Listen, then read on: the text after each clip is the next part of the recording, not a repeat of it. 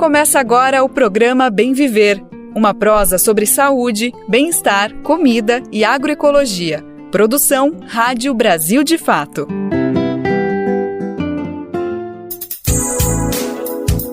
Bora para mais uma? Tá começando mais uma semana, hoje é segunda-feira, dia 17 de junho de 2024. Espero que você tenha descansado, relaxado aí no final de semana com a família, com os amigos e esteja preparado para mais uma semanada. Se não tem problema também, vamos na calma, vamos na paz, vamos juntos no Bem Viver, uma produção do Brasil de Fato que tá começando agora e te convida para falar, por exemplo, sobre a data de hoje, 17 de junho, é um dia de combate a um fenômeno global e que a cada dia que passa traz mais preocupações. É a desertificação que mexe com o meio ambiente, com a economia, com a organização social no planeta e outras situações. Esse é um dos temas do programa de hoje, mas é muita coisa para falar. Meu nome é Lucas Weber e eu te acompanho nessa boa prosa que está começando agora.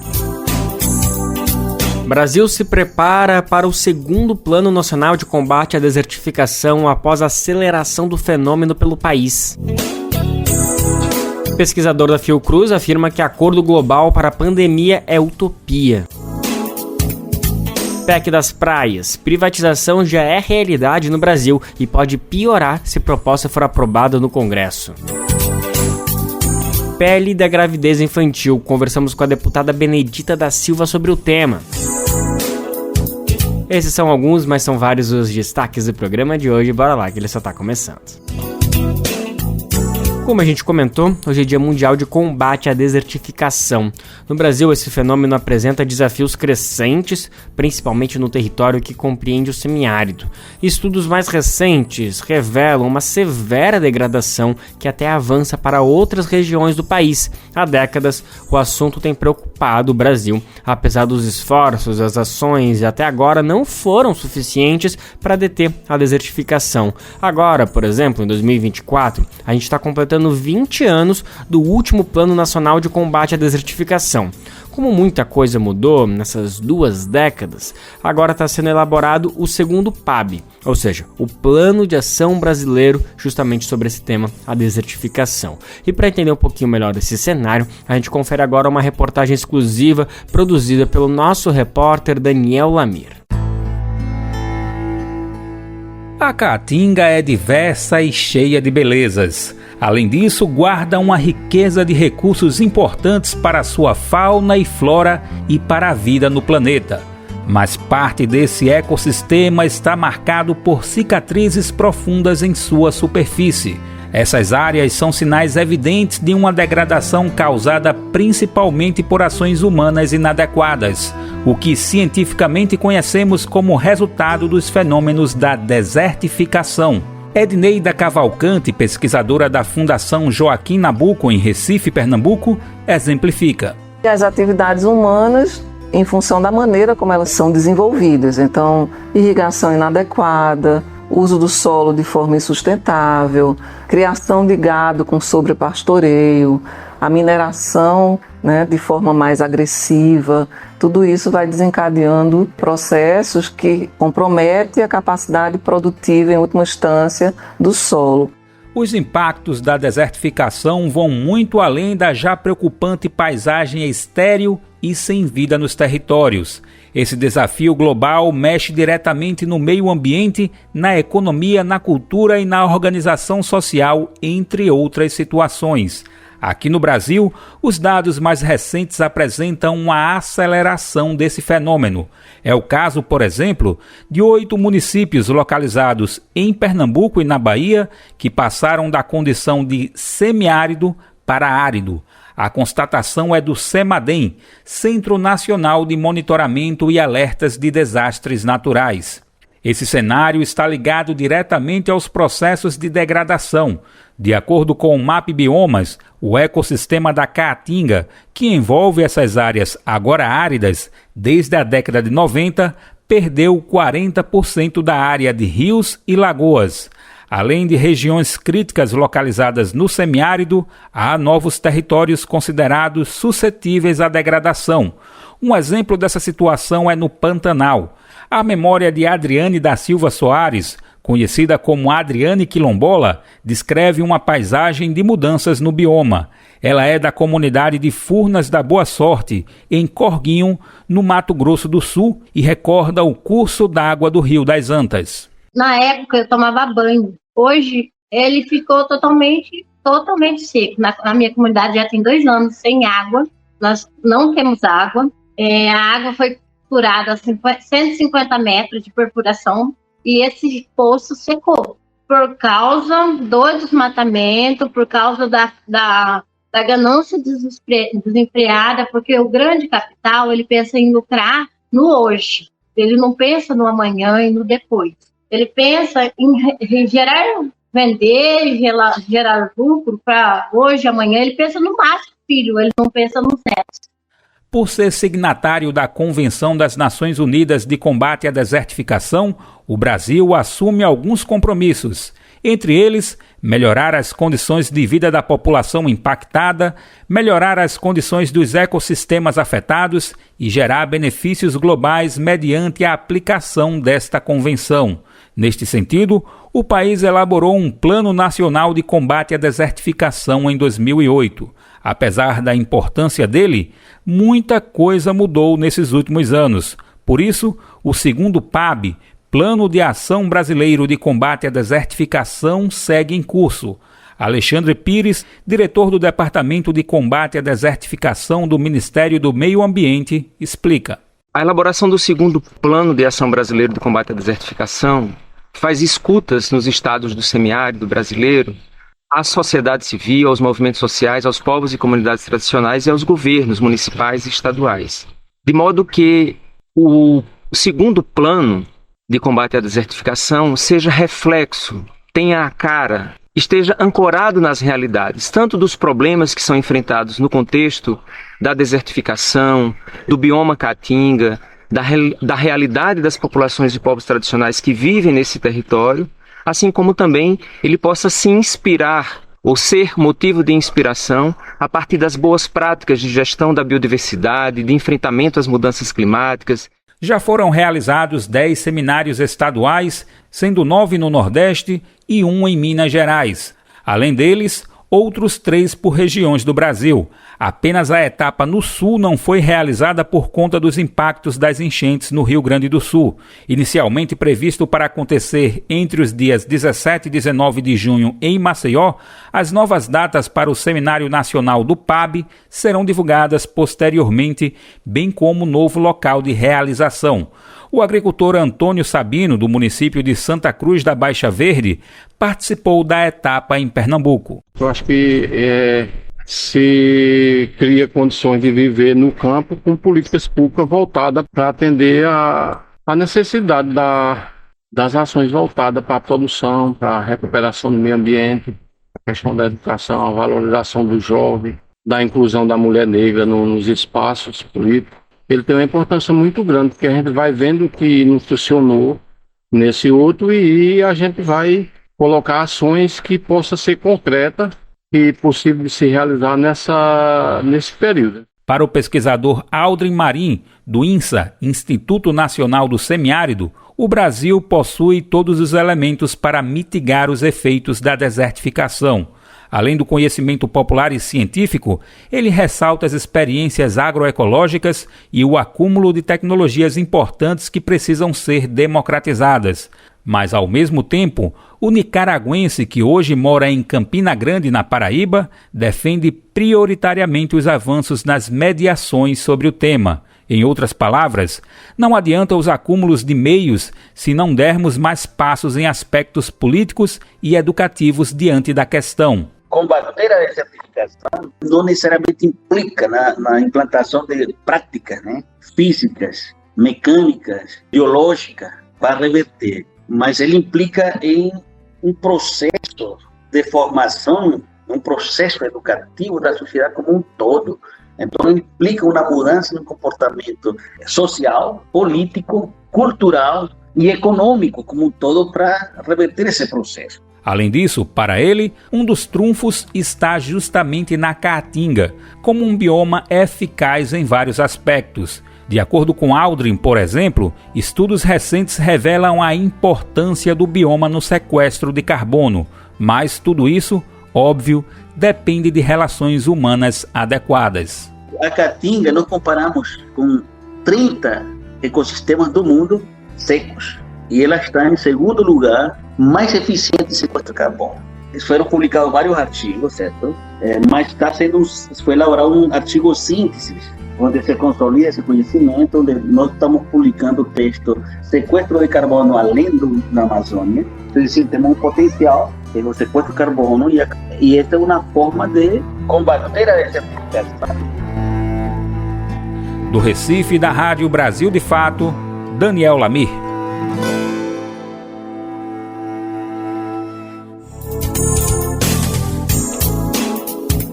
Como a gente sabe, o Brasil tem um papel significativo no combate à desertificação, isso falando em termos globais. Mas como a gente conferiu agora na reportagem, o Brasil enfrenta desafios contínuos para implementar políticas públicas eficazes. O processo merece demais também o envolvimento de toda a sociedade na mitigação desse fenômeno ambiental. Para saber mais sobre o assunto, você pode conferir a versão completa em texto que está disponível no nosso site brasildefato.com.br. A emergência sanitária global causada pela disseminação do coronavírus no planeta levou nações ao entendimento de que é necessário um planejamento internacional para o enfrentamento de eventuais novas pandemias. A Organização Mundial da Saúde, a OMS, tornou palco da discussão essa proposta. Porém, passados 2 anos, nenhum direcionamento sobre o chamado Acordo das Pandemias foi acertado.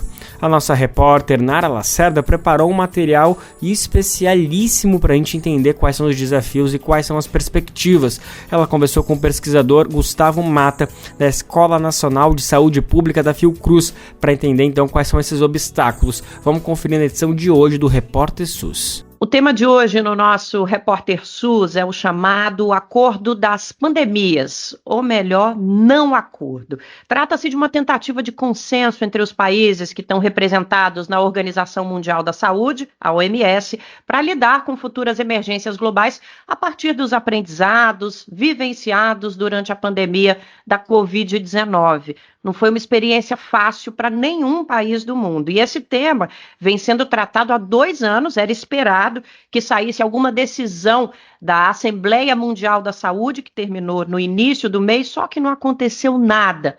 Hoje a gente vai tentar entender os motivos desse fracasso, se é que podemos chamar de fracasso, colocar esse nome nessas negociações e se é possível reverter a situação, chegar a um denominador comum entre as nações. Eu sou a Nara Lacerda, repórter do BDF, e comigo para conduzir essa conversa está a jornalista da Escola Politécnica e produtora do Repórter SUS, Juliana Passos. Vamos nessa para mais uma edição, Juliana? Vamos nessa, Nara. Vocês estão ouvindo aí um pouquinho de eco na voz da Ju, é que a Ju está em sala de aula hoje, está lá na Escola Politécnica, e a gente não ia deixar de trazer o Repórter SUS para vocês, né? Então, estamos aqui assumindo a ambiência dos nossos microfones, mas a informação está no ar. Legal, quem vai conversar conosco sobre esse tema é o pesquisador Gustavo Mata, da Escola Nacional de Saúde Pública, da Fiocruz. Tudo bem, professor? Obrigada por estar aqui conosco. É pesquisador, nós podemos chamar de professor também, Gustavo? Também, a gente é pesquisador, professor, enfim, a gente é consultor do Ministério, de organismos internacionais, enfim, fazemos diversas atividades, além de sermos cidadãos que torcem para, né, um sistema de saúde universal, democrático, justo e equitativo. É isso, e é sobre isso que a gente vai conversar aqui hoje. Ju, eu vou passar a bola para você, porque eu sei que você já tem uma pergunta inicial para a nossa conversa. Vamos lá, Nara, exatamente. Professor, quais são os pontos sensíveis nesse debate que levaram ao não acordo? Bom, há dois elementos importantes desse não acordo, né? Um elemento diz respeito principalmente ao compartilhamento, muitas vezes do processo de produção de vacinas, de kits diagnósticos, especialmente por países desenvolvidos.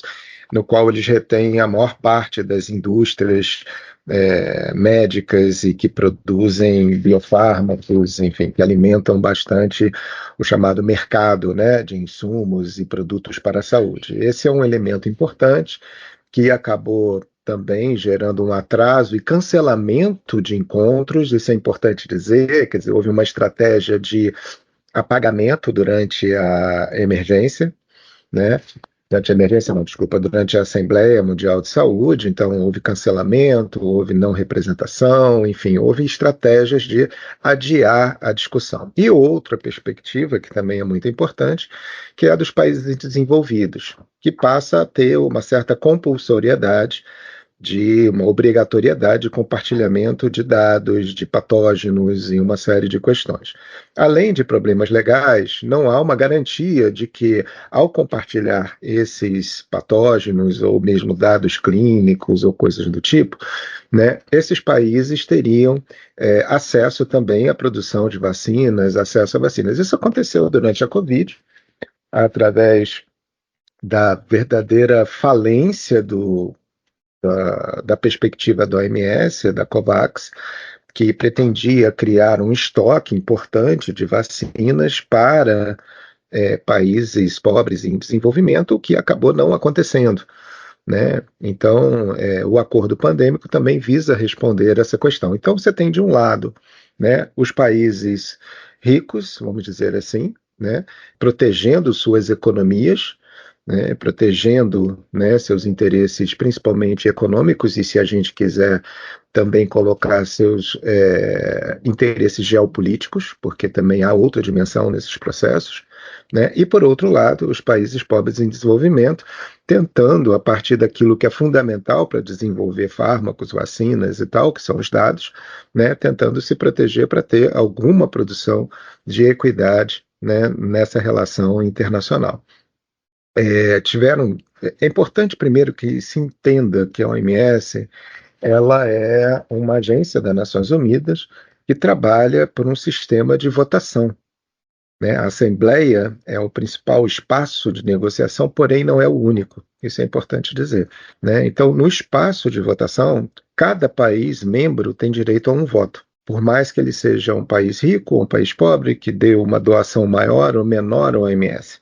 Certo? Mas há outras estratégias que países, principalmente os países em desenvolvimento, fazem para influenciar políticas do OMS, que é o chamado orçamento, né, extra budget, né, quer dizer, um orçamento fora do orçamento regular, que é a doação de cada Estado membro. Então, acaba investindo em determinadas políticas, né? Então, isso aconteceu, por exemplo, com a política anti-tabaco. Né, por incrível que pareça, isso estava principalmente causando muitos prejuízos em países ricos, em função de tratamento de pessoas decorrentes de doenças do tabaco, e acabou tendo determinadas ações. Por outro lado, também há retrocessos, né, ou retirada de investimentos, dependendo da forma como a OMS se posiciona. Então, é sempre um movimento muito delicado, é um movimento de diplomacia.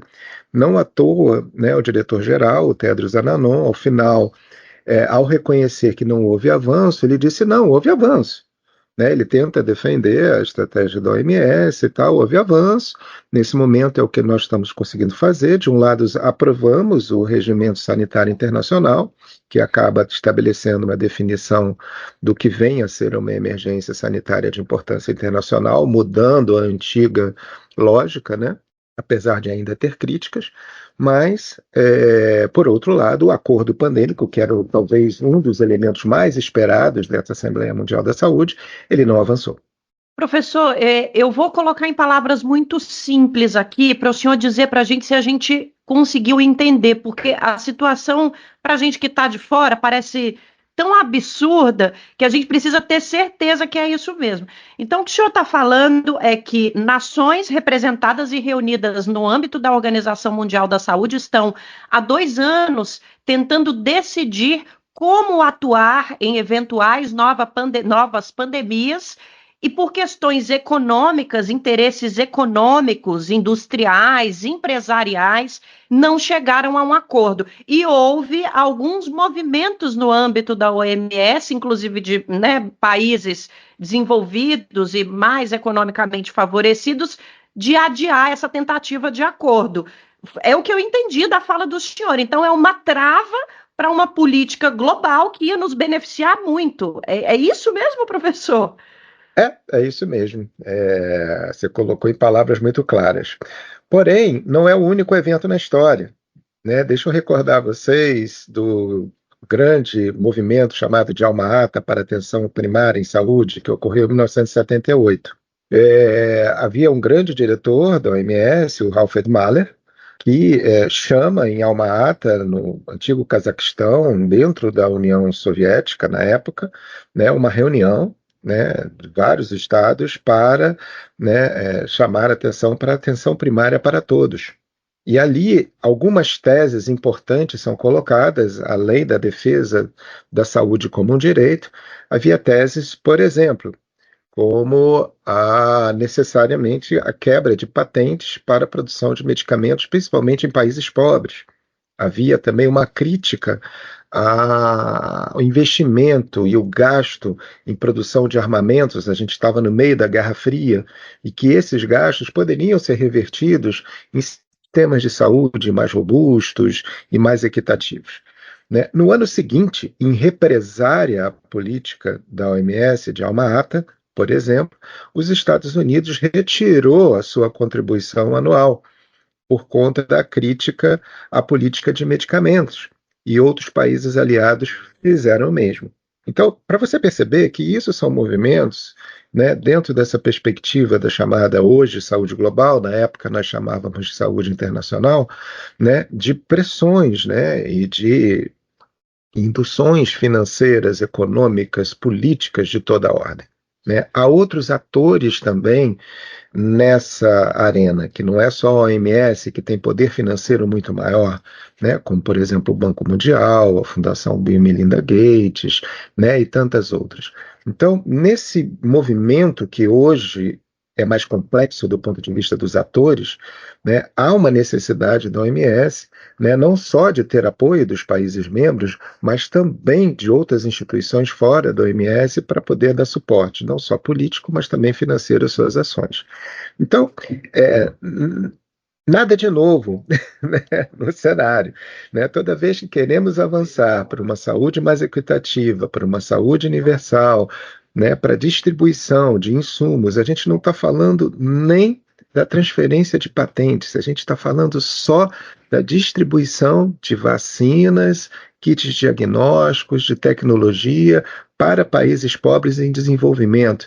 Né? Por exemplo, o que a Fiocruz recebeu durante a Covid-19 foi unicamente o direito de reproduzir a vacina, só, e por um determinado tempo. Foi um acordo bastante restrito, inclusive, para poder realizar a produção de vacinas naquele momento. Então, essas questões, elas permanecem, é um embate duro, um embate difícil, né, de blocos, né, que se unem, né, para defender seus interesses econômicos. A esse movimento, muitas vezes, nós chamamos de securitização, ou seja, são estratégias desses estados, né, de defender sua economia, de defender sua política e, principalmente, manter nos países pobres e desenvolvidos as ameaças epidêmicas. Né? Isso aconteceu com o Ébola, isso aconteceu com o Zika, que foram grandes emergências. Nós estamos agora passando por uma grande emergência de dengue, uma emergência histórica de número de casos e de mortes. Então, eu acho que isso são questões importantes que a gente deve levar em consideração nessa arena de disputa política e econômica. Então, professor, acho que no sentido do que você está falando, a gente queria ser mais específica e entender de que maneira o acordo das pandemias poderia evitar situações como a desigualdade no acesso à vacina, que a gente viu na pandemia de Covid-19, se repita. Pois é. Então, essa questão, para mim, tem dois pontos. Né? Um, olhando o acordo da pandemia em si. tá? Onde os elementos principais são quais? Estabelecer um sistema de vigilância epidemiológica e de vigilância de patógenos, principalmente aquilo que eles chamam de spillover, né? A capacidade de um vírus de migrar de um espectro mais animal, né, entre os animais, para humanos, né, oferecendo ameaças de novas doenças, principalmente vírus respiratórios, né? Esse é um ponto de preparação. Outro ponto é o de resposta, né? Então, que você possa estabelecer dentro de uma estratégia que a OMS e outros têm falado da estratégia dos 100 dias, de tentar, em 100 dias, a partir da primeira detecção de uma ameaça epidêmica, você desenvolver vacinas ou medicamentos que possam minimizar, né, riscos para a população. E, com isso, eu preciso estabelecer laboratórios e estratégias também de produção. Laboratórios que possam identificar muito rapidamente esses vírus, compartilhar esses patógenos com países que sejam capazes, né, em função da sua pesquisa e produção, desenvolver uma vacina, e, a partir daí, eu redistribuir para esses países, né, vacinas e kits diagnósticos, né? Então, e, ao mesmo tempo, uma ideia de retorno à normalidade.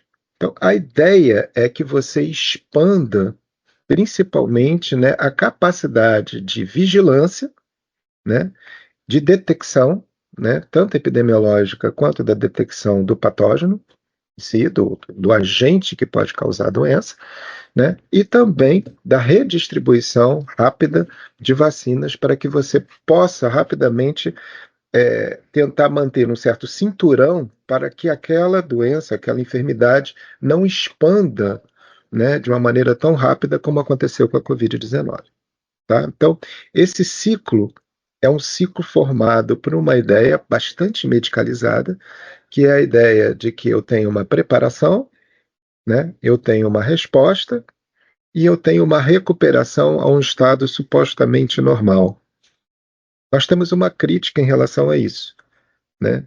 Porque esse estado supostamente normal ele não existe, principalmente em sistemas de saúde frágeis, em sistemas de saúde que não têm uma estrutura de informação importante, aonde a determinação social da saúde ainda é um grande componente na produção de desigualdades de acesso a serviços, de produção de doenças a partir de pobrezas e uma série de outras questões, né? Para você ter uma ideia, o saneamento básico no Brasil são 50% do nosso território, ou da população beneficiada por saneamento básico, né? Fora água tratada e uma série de outros problemas e a presença de inúmeros vetores, principalmente em regiões pobres.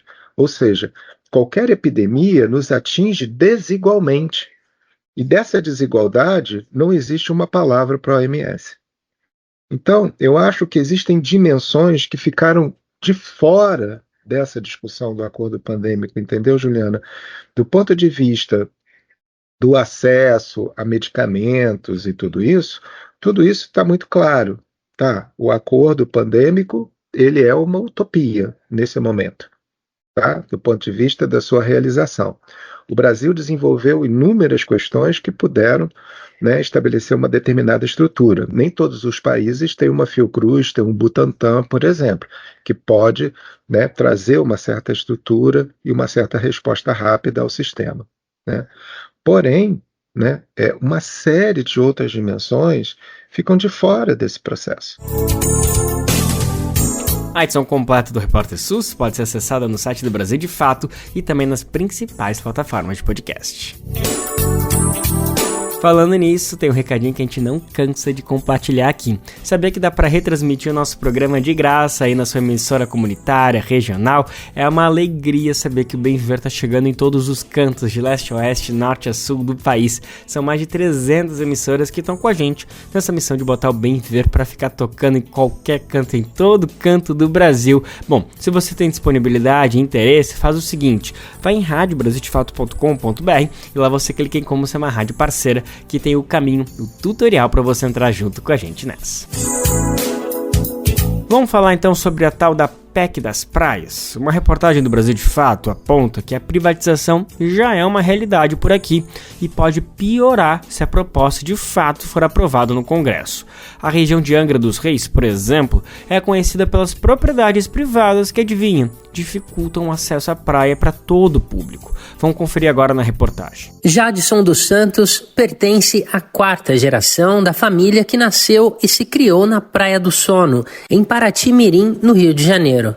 Mas desde meados da década de 80, todos os seus familiares caiçaras passaram a sair e a entrar na comunidade debaixo de um guarda-chuvas de medo e intimidação. A Praia do Sono está localizada numa área próxima ao condomínio Laranjeiras, uma localização de luxo que permite a passagem de turistas e moradores vindos do centro somente mediante autorização. O mesmo ocorre com as praias da Fazenda, do Sobrado, Ponta Negra, Antigos e outras subjacentes, além da própria Praia de Laranjeiras, que compartilha o nome com o condomínio.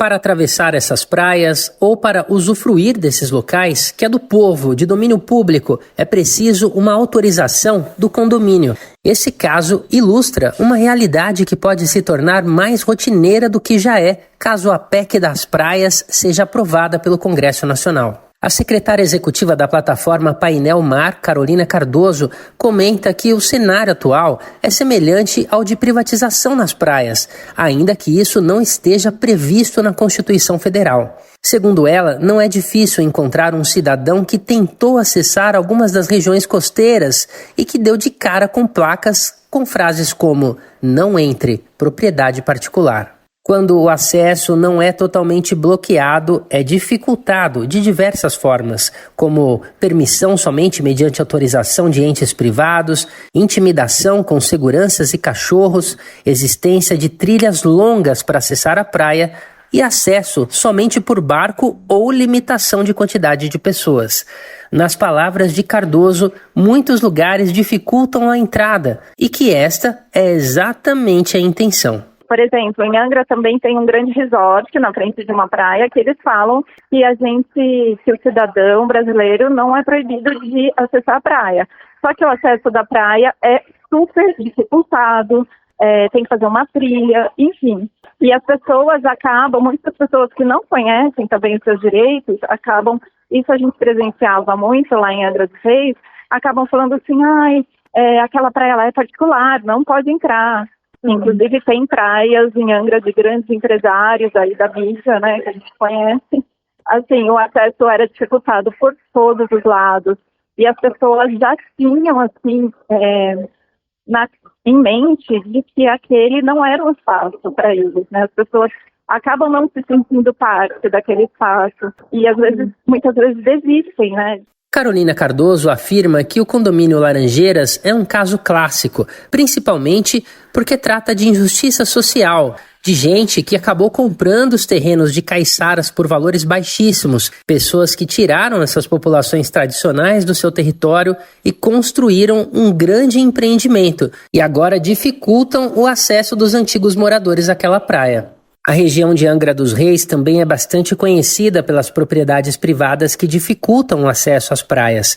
O apresentador Luciano Huck, por exemplo, já foi multado em R$40 mil justamente por limitar acesso à praia da Ilha das Palmeiras, onde tem uma casa. Mas o que diz a legislação? Atualmente, as praias são áreas públicas sob domínio da União, ou seja, de acesso livre a todos. Também são áreas públicas os terrenos da Marinha, que ficam dentro de uma faixa de 33 metros, contados a partir da linha da maré média de 1831 em direção à parte da terra. Apesar de serem terrenos públicos, entes privados podem adquirir terrenos, desde que obedeçam determinadas regras a depender do tipo de aquisição. Em todas elas, no entanto, há uma norma que permanece: uma passagem a cada 100 metros para garantir à população o livre acesso à praia. Assim, aqueles que dificultam ou bloqueiam esse acesso estão sujeitos a responsabilizações legais.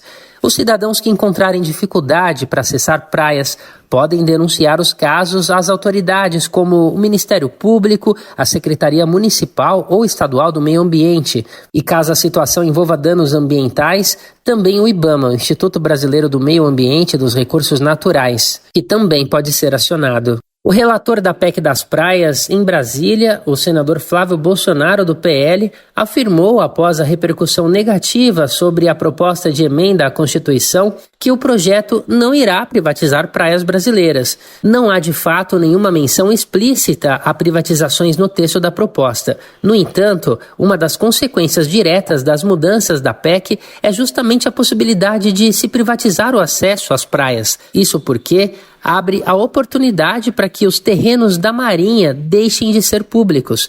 Assim, a PEC propõe que não haja nenhuma garantia de acesso às praias, o que pode representar a privatização, principalmente se for levado em conta o que já acontece no país. Lício Monteiro, professor de Geografia Política e Geopolítica na UFRJ, a Universidade Federal do Rio de Janeiro, afirma que a PEC reforça os mecanismos de exclusão e de privatização das áreas. Monteiro, que também integra o Observatório de Territórios Sustentáveis e Saudáveis da Bucaina, explica que, quando deixa de ser terreno da Marinha, passa a ser uma propriedade como qualquer outra.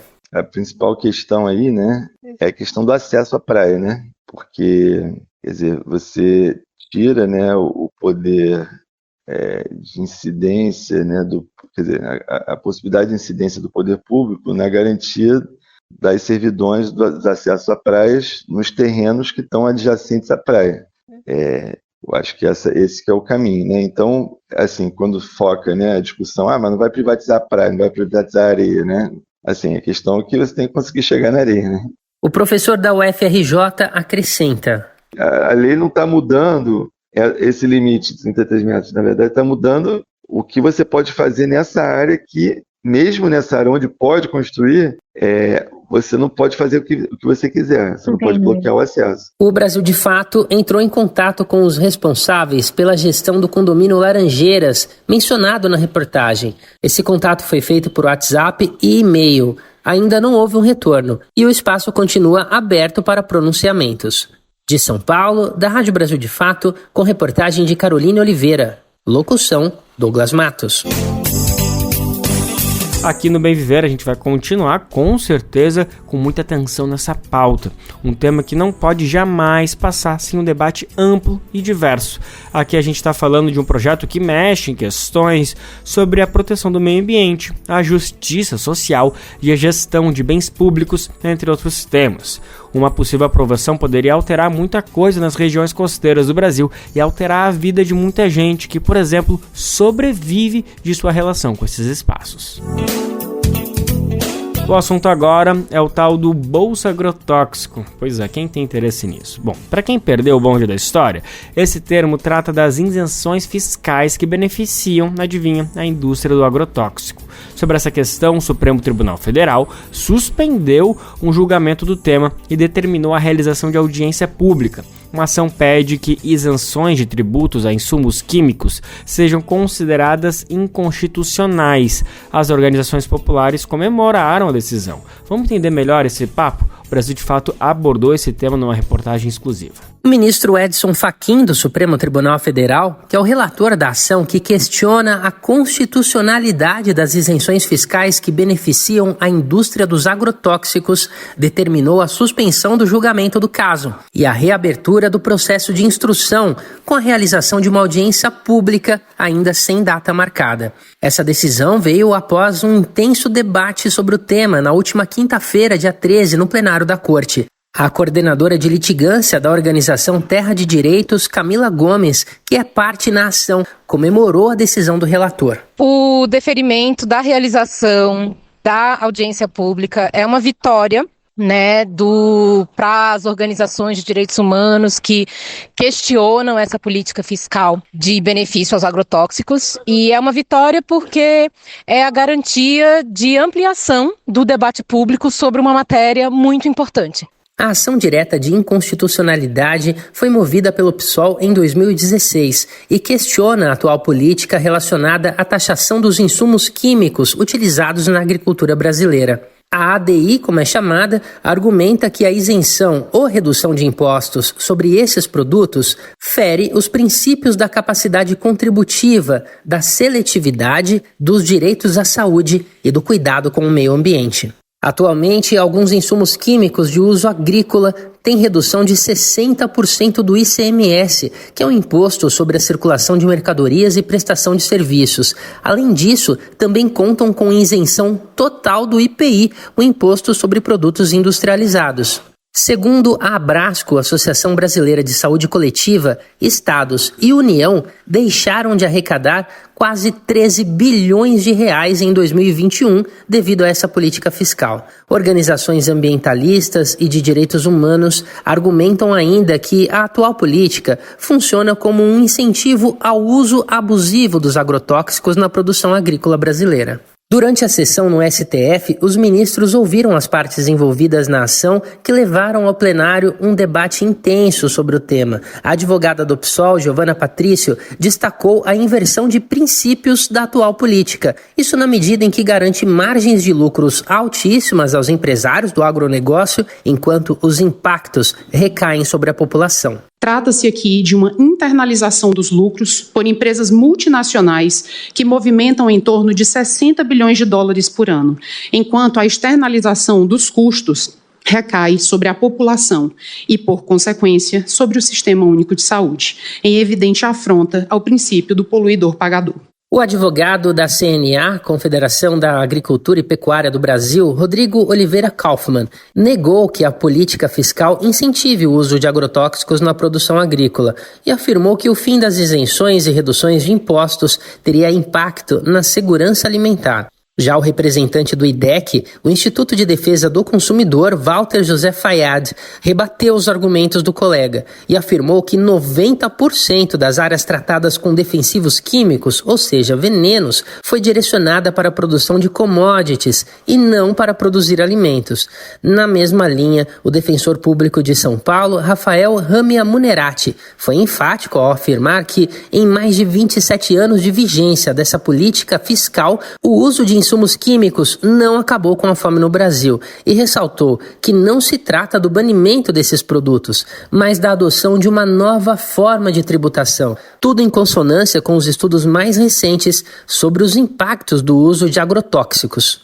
Da Rádio Brasil de Fato, com reportagem de Leonardo Fernandes em Brasília. Locução, Douglas Matos.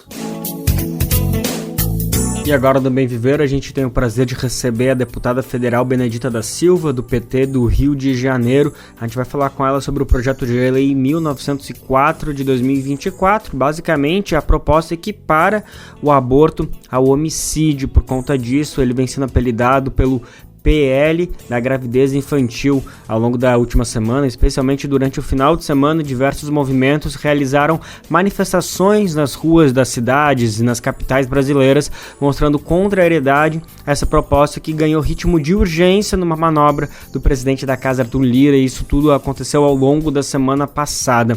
Bom, agora a gente vai falar então com a deputada Benedita da Silva. Antes de tudo, muito obrigado pela disponibilidade por atender a gente aqui do Brasil de Fato, e eu quero começar te ouvindo. Qual que é a opinião da senhora sobre esse projeto de lei? Olha, eu quero lhe dizer, Lucas, que a minha interpretação, ela não é uma interpretação individual somente, né? Eu sou coordenadora da bancada feminina e já tinha colocado de que não há consenso na bancada quanto ao retrocesso que o projeto traz. E que nós teríamos que fazer um grande seminário e aí convidar todos os lados e a gente fazer uma conversa de verdade, mas que ouvissem, não com aquela gritaria de tribuna, que gritam e a gente fica impedido de fazer um diálogo. Então, esse é o propósito da Secretaria da Mulher, de nós debatermos esse assunto, né, olhando e vendo que a gente não tem condição de aprovar um projeto da forma que ele está, porque ele traz um retrocesso muito grande. E a gente sabe que criança não é para engravidar.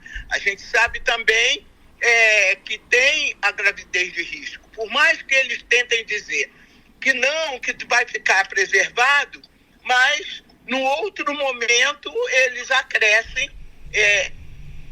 colocam de que não poderá fazer o aborto, no caso de estupro, se for de 22 semanas, né? E dá uma solução evidente que não diz realmente como podemos garantir manter o projeto que tem hoje e garantir as conquistas que já tivemos constitucionais. Então essa é a minha posição, é o que nós estamos conversando, para que também o relatório caia na mão de alguém que seja, que tenha a capacidade de ser, nesse momento, imparcial e colocar as coisas no lugar. Uma outra coisa que eu falo está voltado realmente para, não só para um perfil de relatora, mas que a Secretaria da Mulher vai fazer essa discussão com o presidente da casa para que a gente estabeleça tempo e prazo para discutir. E vamos ver da possibilidade de continuidade ou não de um projeto dessa natureza. Deputada, esse projeto, de certa forma, ele parece que tem uma ameaça, principalmente para mulheres negras. É importante esse recorte também nesse tema? A gente diz das mulheres negras porque as mulheres negras, nós, mulheres negras, né, nós já viemos sofrendo uma série de violência, né? A violência obstétrica, que sofre a mulher a última a ser atendida, muitas das vezes ela tem um processo hemorrágico pós o nascimento da criança e ela fica por lá, né? Quando consegue cuidar, ela já vai a óbito. Então, nós temos também todos os recortes de todas as discussões que são feitas, nós colocamos isso. Além dessa violência obstétrica, né, nós temos também que a maioria das crianças, elas são abusadas em casa, né? Elas são abusadas em casa. E são abusadas por pai, por tio, né? Então, a gente precisa garantir que essa menina, né, ela não seja mãe, é só isso. Ela é uma menina, não seja mãe. Olha a notícia que nós tivemos há poucos dias de um pai que estava violentando a filha no hospital, né, e já tinha, parece, violentado outra. Então, é uma realidade brasileira. Então, nós precisamos trabalhar. Não é uma questão minha de consciência. Eu não sou favorável ao aborto. Mas isso não significa dizer que as conquistas que nós temos até então, que são conquistas que as mulheres, né, as mães, as avós, as bisavós, no meu caso, lutaram muito para que a Constituição pudesse garantir. Então, é essa a minha posição.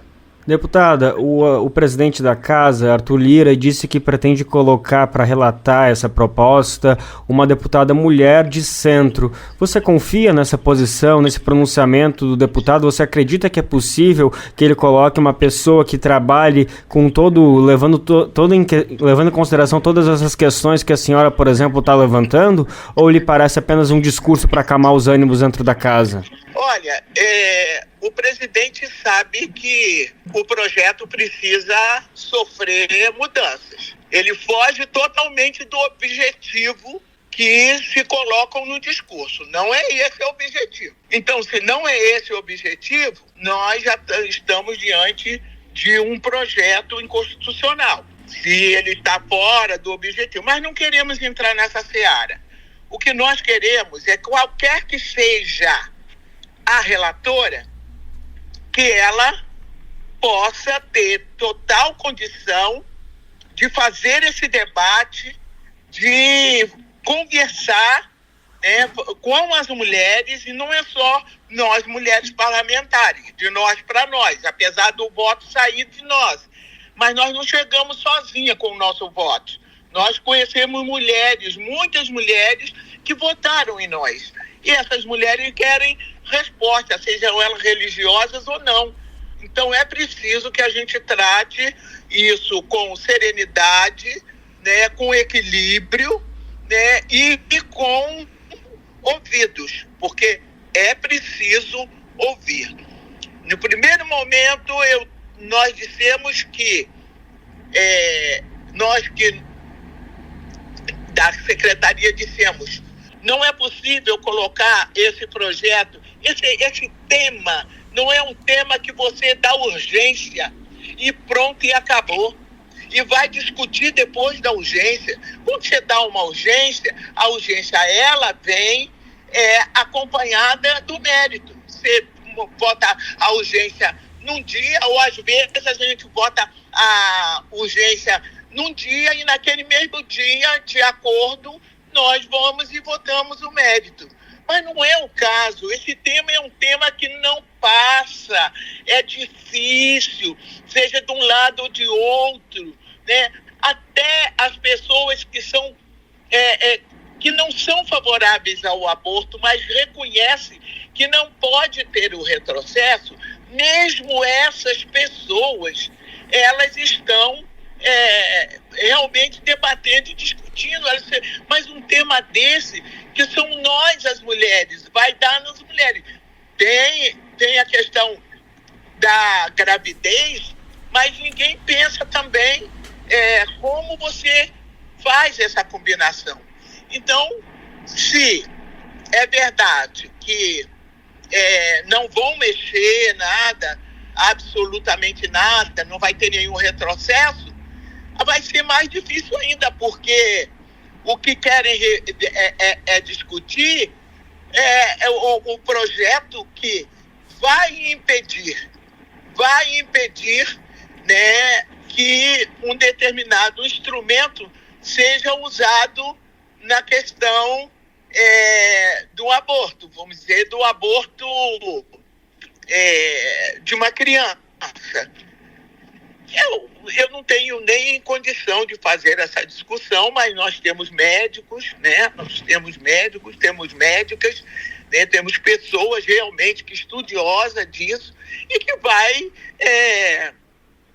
fazer o debate sobre o método, né? Método de indução.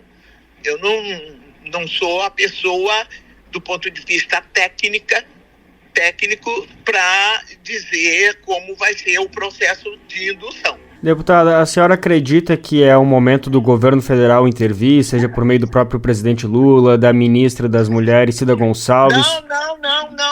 O governo não tem nada com lei. A lei é nossa. Uma lei dessa, com um tema desse, envolver o governo? Não, o governo não tem nada a ver. Esse momento é o momento do Congresso Nacional, Câmara e Senado. É o espaço de fazer essa discussão. O governo não vai interferir nessa discussão que está sendo feita no Congresso Nacional. Deputada, a senhora ensaia, planeja talvez uma conversa pessoal com o presidente da Câmara, Arthur Lira? Vamos conversar, a Secretaria da Mulher vai conversar. A minha conversa que eu faço não é uma conversa particular e pessoal, né? Eu sou coordenadora da bancada, eu sou aquela que é responsável pela Secretaria da Mulher. Então, eu tenho que fazer de forma coletiva. A Secretaria tem procuradora, a Secretaria tem o observatório, né? Então, nós vamos conversar com o presidente Lira para estabelecer, né? Eu não digo nem prazo, mas para que a gente possa estabelecer o que nós já temos colocado, né? Os simpósios para poder fazer essa discussão. E aí a gente chama todo mundo entende? Todo mundo, porque a gente não pode só da gente mesmo. Eu faço um projeto aqui, meu projeto é lindo, maravilhoso, né? Sem pirotecnia, porque isso não é legal, não é bom, né? Sem qualquer demonstração de terror às pessoas, né? Bom, vamos fazer com calma. Eu acredito que o presidente Lira vai estar com a Secretaria da Mulher para que a gente faça essa discussão com muita serenidade. Perfeito. Deputada, agora só para fechar, eu queria falar sobre o outro assunto, sobre a PEC, a Proposta de Emenda à Constituição 4523. Essa vem do Senado Federal, mas chegou agora e ela criminaliza o porte e a posse de qualquer quantidade de droga. É outro assunto também que vai estar em discussão na Câmara dos Deputados aí nas próximas semanas. Eu queria ouvir a posição da senhora. Que maneira vocês estão encarando isso? Olha, nós vamos, essa semana ainda não temos uma orientação, mas essa semana a bancada do PT vai se reunir para tratar dessas pautas, porque essas pautas chegando do Senado, uma pauta dessa, a gente sabe que essas pautas são pautas que a gente considera pautas polêmicas e que tem muita discussão ainda, muitos acordos a serem feitos e posicionamentos a favor e contra. Então, nesse sentido, o PT vai estar reunindo a bancada e nós vamos estar discutindo o nosso posicionamento. Perfeito. Deputada Benedita da Silva, agora só para fechar nossa conversa, eu queria ouvir uma pequena falação, um pequeno balanço sobre a criação da Bancada Negra, uma ação que teve muita promoção sua, junto com Thalíria Petroni do PSOL, Damião Feliciano também do União da Paraíba. Isso aconteceu em novembro do ano passado, então já são aí 6, 7, 8 meses dela em vigor. Eu queria só ouvir uma palavrinha sua sobre um balanço desse primeiro ano, desse feito histórico, inédito na história do Congresso Nacional. Olha, esse é um grande desafio ter criado a Bancada Negra.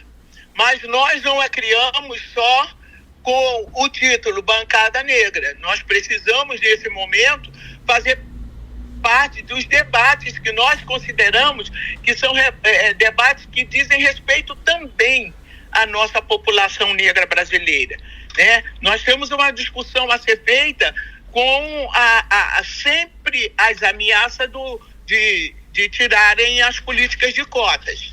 Nós estamos trabalhando políticas de cotas para os servidores, que é uma vontade do governo, mas não é uma majoritária vontade do Congresso. Então, nesse momento, a Bancada Negra tem esse grande desafio. Foi apresentado um projeto do qual ainda não se vai fazer, não se está discutindo, e nesse momento nós não queremos fazer essa discussão, né, que é a questão da percentagem dos recursos, né, do fundo eleitoral para as candidaturas negras. Agora é o momento de nós estarmos fazendo essas discussões, que para nós elas são importantes, elas são relevantes e sem corporativismo, porque a maioria da população é a minoria dentro do Congresso Nacional. É evidente que qualquer proposta que nós apresentamos, que seja realmente uma proposta de ação afirmativa, ela encontra resistência. Não é uma coisa fácil, não. Damião, que está liderando até novembro, ele é o líder dessa bancada, mas ele sabe das dificuldades que ele tem tido, né, para poder ter ali o projeto da casa, né, na casa sendo aprovado, e nós temos que articular muito ainda com o governo, porque o governo tem iniciativas que nos interessam e que a gente vai pedir socorro para nos amparar nas discussões que vamos fazer adiante. Perfeito. Deputada Benedita Silva, mais uma vez, muito obrigado pela disponibilidade para conversar aqui com a gente do Brasil de Fato. Obrigado a você, tá? Um abraço. E assim, a edição do Bem Viver de hoje fica por aqui. Amanhã tamo junto, terça-feira, chegando sempre a partir das 11 horas da manhã pelo mundo inteiro por meio da Rádio Brasil de Fato. E a gente chega a partir da 1h da tarde aqui em São Paulo pela nossa parceira RBA, a Rádio Brasil Atual 98,9 FM. O programa também vai ao ar em diversas emissoras espalhadas pelo país e a lista completa você confere lá no nosso site, na matéria de divulgação. Por aqui a gente aproveita para agradecer essas rádios que estão junto com a gente. É nóis, galera! Lembrando também que o programa fica disponível como podcast no Spotify, Deezer, iTunes e Google Podcast. A apresentação deste programa foi de Lucas Weber, roteiro de Daniel Lamir, edição e produção de Camila Guiar, Daniel Lamir e Douglas Matos. Trabalhos técnicos de Lua Gattinoni, Edson Oliveira e André Paroche, coordenação de Rádio e TV, Muniz Ravena, diretora de programa de áudio Camila Salmásio, direção executiva Nina Fidelis, apoio toda a equipe de jornalismo do Brasil de Fato. Até amanhã, gente. Tchau, tchau.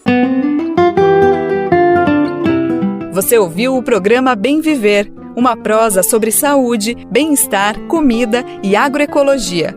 Produção Rádio Brasil de Fato.